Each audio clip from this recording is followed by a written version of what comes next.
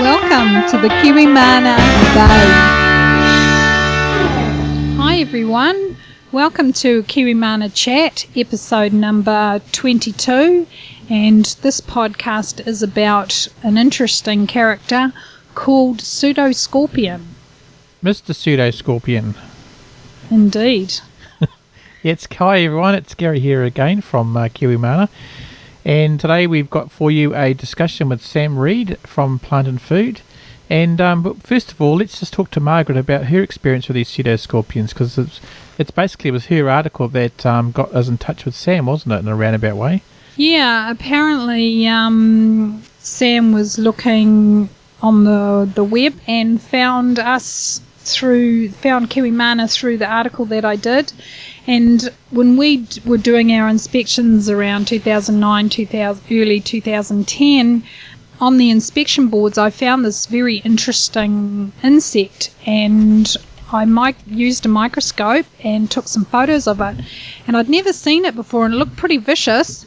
So I took the photos to the Auckland Bee Club, and they identified it as a pseudoscorpion. So I went back home and did a bit of research on the net and found that there's information on Wikipedia about them, that they actually kill mites, and they live on flying insects and remove those kind of mites off the flying insects, and they are a good guy. So yeah, and if you want to have a look at we've got a link for it on our show notes, so you can have a look and see the photos of what we're talking about, and they are quite small. There's some, looks like baby pseudoscorpions there next to varroa, and the pseudoscorpion, the adult, is next to a varroa, so you can really see how small they are. Anyway, that led Sam to getting in touch with us, and yeah, Gary had a chat with Sam, and you'll be able to enjoy that as well today. Absolutely. It was a great talk, and this is actually the first talk we've used using Skype, so we'll see how that sounds for you guys, and we hope you enjoy the conversation. Enjoy. Thanks, guys, and if you need to get hold of us, we're kiwimana.co.nz. Until next time, enjoy the show. Thanks.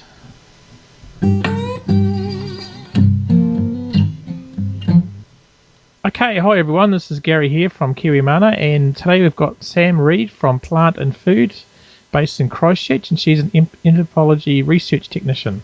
Hi Sam, how are you today? Hi, good, thank you. Oh, that's good. Yeah, and so you were talking today about the pseudoscorpions, because you guys are doing a research program to do some work on them, aren't you? Yeah, we are, yeah. Could you perhaps explain a bit more to the listeners about what's that about and what you're up to? Yeah, sure.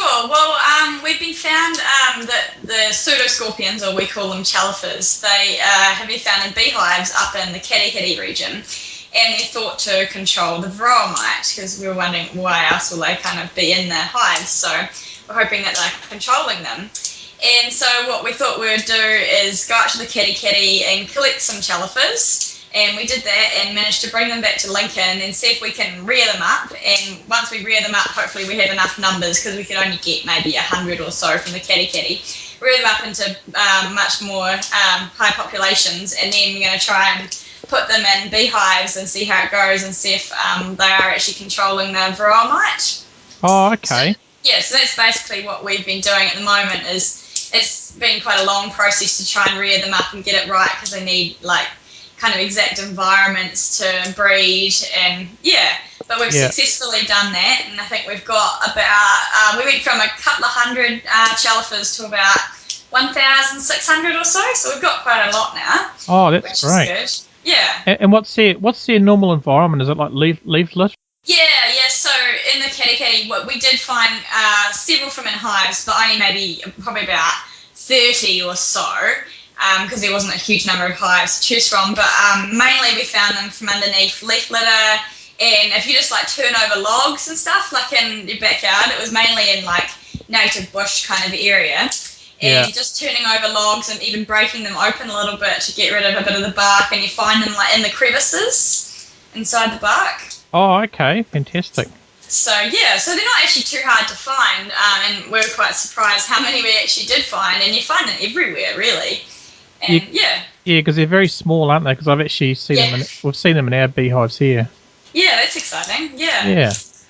Yeah, because well, we're like in the bush in the Waitaki Ranges, so we're quite close to the bush. So I'm guessing that's where they come from. Yeah, most likely. Yeah, I mean they are probably only about 6 to 8 millimeters long. So yeah, so they are quite small.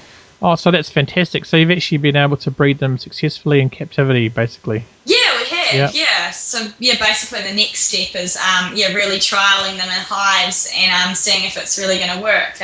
We're just starting the basis of that now and exploring different techniques of how to introduce them into a hive. Oh yeah. So like we've got a hive actually in our lab, and it's like a observation hive. So we've got like plastic around the outside, so you can see right into the hive, and it's just like 4 frames tall, and you can see everything that's going on.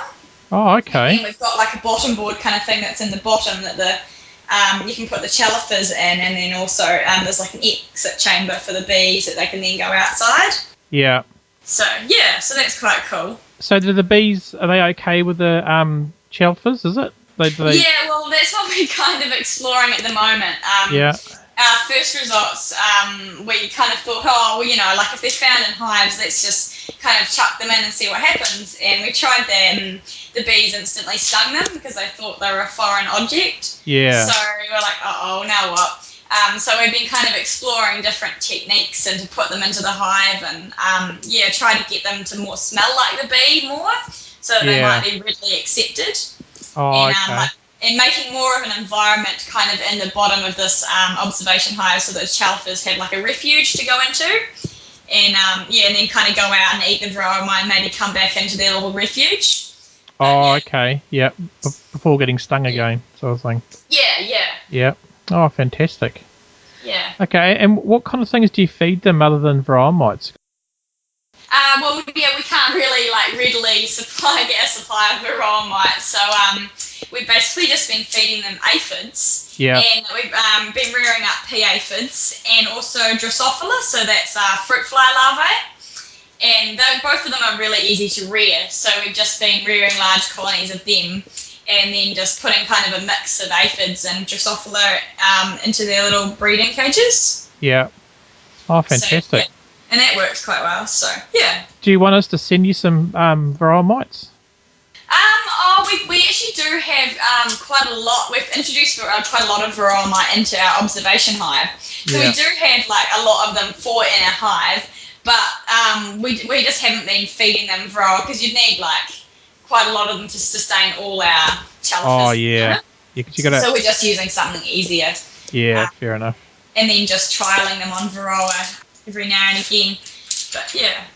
So the trials so far, you've found that the bees weren't really living with them very well. So have they been taking the varroas down quite a lot, the numbers of them? Well, the problem is they're so small, and when we're putting them in the hive, they just vanish. Yeah. And we need to find a technique that we can kind of track them. Like we've got on the outside of our observation hive, we've set up a eviction trap, which is meant to try and catch the chelifers as we think the bees evict them out. So we think that they kind of hold on to the chelifers and go to fly out, but because we've got this eviction trap on the outside, they have to fly through that and release the chelifer and kind of drop it. Oh, okay, yeah. So we're hoping that would work, but they still seem to be, passing through the cracks somehow, and we kind of lose them in the hive. Yeah. So we've really got to kind of establish a way that we can track them better.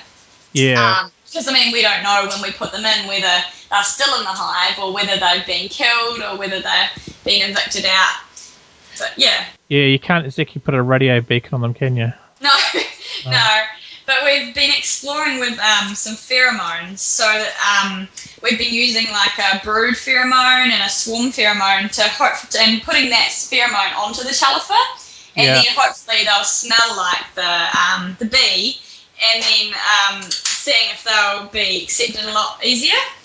Oh, yeah, that sounds promising, yeah. Yeah, so that's what we're kind of trying to do at the moment, yeah. Oh, okay. So, if beekeepers have got them in the area, how can they encourage them to go into the hives? Have you got any ideas about that? Well, the thing is we don't really know how many species would actually control varroa mite. In New Zealand, we've got like a good 80 species or something. So we only know of actually 2 species that do that will control the varroa that we found that are native. There's also one other species that we've now discovered in New Zealand that was in Europe as well that controls, or we think might control varroa in Europe. Yeah. So the thing is I don't know if you just go out and kind of find chelifers and maybe if you put them in your hives, it probably wouldn't be the right species. So it's kind of hard to say. But, I mean, especially up in the Northland kind of area, like if you're anywhere near like Kitty or like where you are, I mean, you never know, like you might, if you put some leaf litter and all that in, there may be some chelifers in there. But, it's hard to guarantee that there's definitely going to be chelifers in there. And, Yeah, because I interviewed, I don't know if you know Phil Chandler, he's a beekeeper from England. And they, with their top bar hives, he actually has a litter tray underneath it with like litter in it to encourage like beneficial insects into it. Yeah, that's definitely what we're thinking would end up happening in the end. You'd definitely like put some chelifers in and have like a refuge down in the bottom. Yeah. Somewhere for them to breed, because I think a lot of the commercial hives, especially in Europe and stuff, the reason we think that they don't have chelifers because there's no like refuge for them to go to. Yeah. And so they can't really hide anywhere. Okay. Yeah, well, that might be the way to go because he's kind of got like top bar is like a V. Yeah. And it's basically leaf litter at the bottom, and they go back down there. Yeah. No, that could definitely work. Oh, okay. And how can beekeepers help you with your research? Do you need any help from beekeepers at all? Well, I guess the best way would be if anyone really does, because we only record so far, before you mentioned that you've seen some chelifers, the only record we have of chelifers being found in hives is in the kitty. And so if we found them in other places throughout New Zealand, that would be awesome to be able to expand our knowledge of where else they are in New Zealand. And because we only have that one collection site in the kitty, so if we ever want more chelifers, we can only go to that one site. But if we find out that they're in other areas as well, the species that we're looking for, then that would be awesome. And also, if it's another species as well that you're finding in the hives, then that's a different story altogether. So that's a third kind of species that we could try out that might be more effective of the ones that we've already got. So basically, that would be the best option. Oh, okay. So if people want to get hold of you to send you samples, what's the best way to do that? Yeah. You can email me at Plant and Food.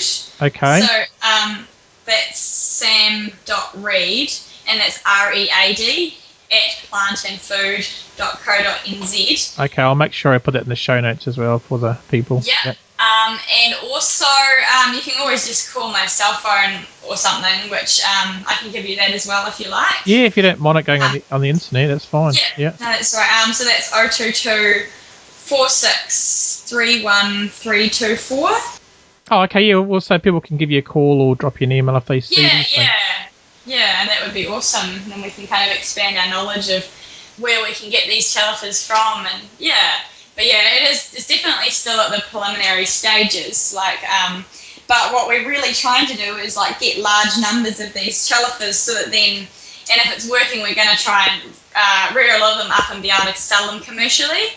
And we're working on ways that you could possibly like sell them to commercial beekeepers, and like putting them in little chambers, and how we're going to do that, and what kind of food we're going to put in with them, and how the people are going to put them into their hives, and what they need to kind of do to alter their hive in any way. So we're kind of working on that as well. So there's definitely a lot of potential that it's going to go commercial, but it sounds good. Yeah, because I mean, a lot of the systemic miticides are failing, aren't they? They're becoming resistant. It's almost seeming like one of the only options, really. It's kind of getting quite difficult with, it becomes such a large problem. I mean, it's a natural remedy to a problem, isn't it? So yeah. I mean, do these guys, are they like around in Asia and places like that where they've got varroa mite? in actually in India in hives. Oh, okay. And they've been found in Europe and Africa as well. We actually had one of our colleagues recently went over to South Africa and Zimbabwe to research the chelifers and hives there and find out kind of what's going on there. So yeah, no, you definitely do find them in hives around the world. It's not just New Zealand. Yeah. But yeah. Okay, and if people think they've got them, and what's the best way for them to identify they're the correct ones? Is it like a photo or?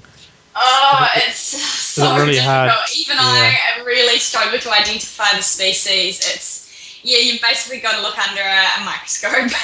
Oh, okay, yeah. There's like one tiny band at the end of the abdomen that can sometimes kind of vary, so it's like in like shape. So yeah, it's very confusing. Oh, okay. So yeah. it's hard to do it. Yeah, it's very hard to identify them. Like if we got a chelifer, like that wasn't the the 3 species that I know of, I don't think I could identify it to species level, just because Yeah. it's very difficult, and there's not much known or published about them as well. So yeah, there's no really good keys or anything. Oh, okay. Yeah, well, we've got a few photos on our website of them, but Yeah, but I mean, if you're Yeah. finding them in the hives, then I'm sure they're most likely doing some good. So I'm sure they should be like the correct species. But I mean, I can't guarantee that. But yeah. I think the problem we had is they were there, but there wasn't enough of them. yeah, well, exactly, yeah. So the mites were like still taking over. So Yeah, and the other problem is, if you're using chemicals as well, I'm sure that wipes the chelifer population out. yeah. Well, we use thymol, like a organic one, but it still seemed to knock them out. So Yeah, so it's kind of difficult. So do you? So I guess it's early stages, but do you think, are you positive about the results of this so far, or? Yeah, no, definitely. Like, it's definitely exciting that, I mean, we know that they actually will eat varroa, which is, a big step. And, it's basically, I mean, I'm sure we can find a way that they can be introduced. I mean, if they're found in hives naturally, or even just around New Zealand, I'm sure there must be some way that we can introduce them without them being killed. So, Yeah.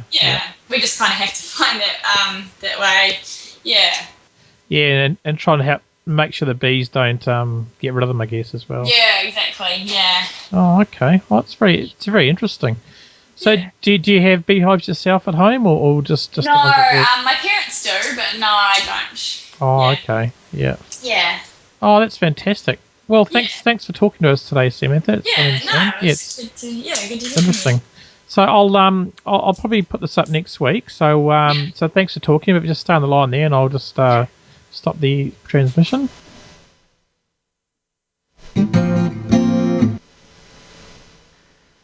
Well, that was interesting. So thanks, Sam, for coming along again. And until next time, we'll catch you guys later. And if you could do us a big favour, you could visit this website, ilovekiwimana.com, and that will pre-populate a tweet for us on Twitter, so you could just spread the news about our podcast. That's fantastic, guys. Okay, we'll catch you later.